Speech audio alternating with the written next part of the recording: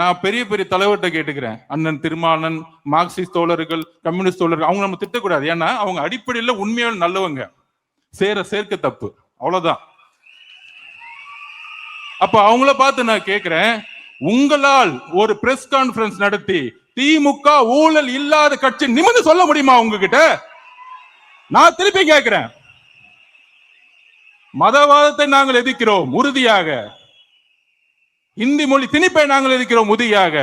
ஆனால் இன்னைக்கு அண்ணன் திருமாவளவன் அவர்களோ மார்க்சிஸ்ட் கம்யூனிஸ்ட் கட்சி தோழர்களோ ஒரு மேடையில உட்கார்ந்து இல்லை இல்லை திமுக ஊழல்வாதி கட்சி இல்லை, அண்ணன் செந்தில் பாலாஜி அவர்கள் ஒரு சிறந்த கம்யூனிஸ்ட் தோழர்,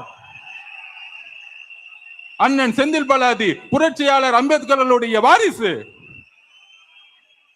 நம்ம நேரு அவர்கள் பெரியாருடைய வளர்ப்பு பிள்ளை, சொல்லுங்க தைரியம் இருந்தா.